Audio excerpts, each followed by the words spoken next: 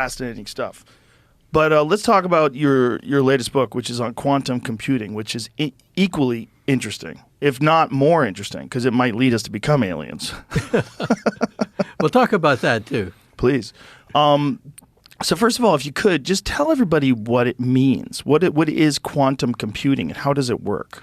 Well, there's a race going on, a race between China, the United States, between IBM and Google, a race to dominate the next generation of computers, because Silicon Valley could become a rust belt. Think about that. The digital computer of today could be like the abacus of years gone by. We're talking about the computer of today could become obsolete with this race to perfect the next generation, which is quantum computers.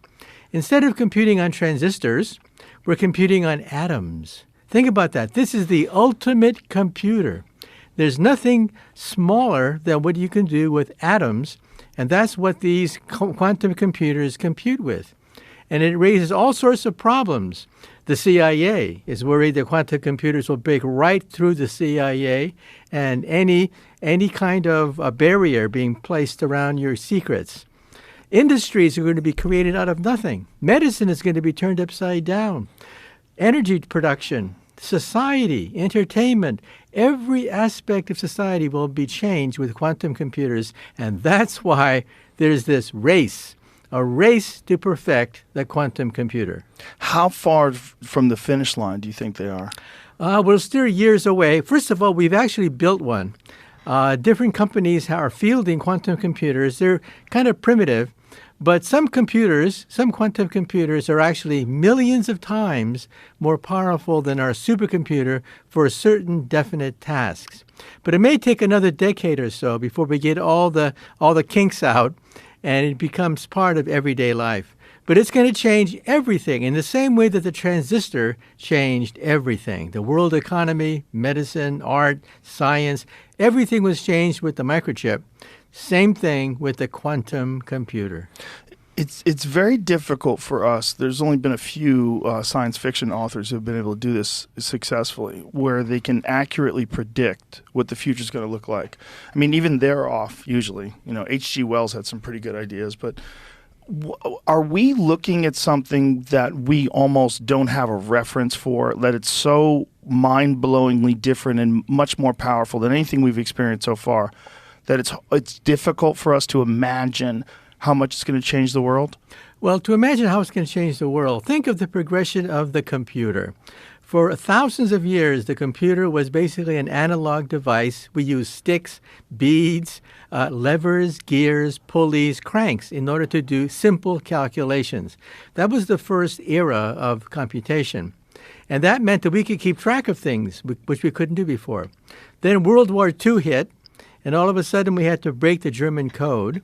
And that required using electricity and using all sorts of vacuum tubes to crack the German code. And then we went into the second era where we compute on digital and binary, so zeros and ones, zeros and ones.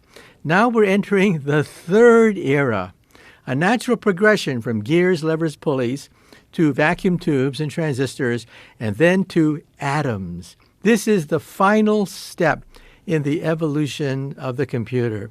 When we compute on atoms, these are atomic computers, nothing more powerful than that. Whew. So when you think about how much it would change life as we know it, that's when things get difficult to understand, right? Because if we think about just trying to imagine what it would be like living in New York City in 1820, and then imagining what it's like today, 200 years later, they would have never been able to guess. What kind of things is going to change? Everything. For example, think of biology and medicine. To test a drug, what do? We get thousands, hundreds of different kinds of petri dishes, put the drug in, put the tissue in, and just cross your fingers and hope and pray that of these thousands of dishes, one of them will create a super wonder drug. That's why it costs upwards of $1 billion to market the next wonder drug, because it's all done by trial and error. Now, think of putting that in the memory of a supercomputer, a quantum computer. It analyzes whether or not germs can be destroyed by this substance at the speed of light.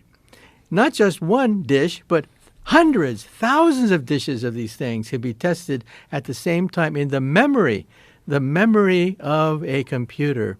So we're talking about digital medicine, digital chemistry, virtual chemistry. Think about that. Chemistry without chemicals, biology without biology. So that's the beauty of this technology, that we can mimic atoms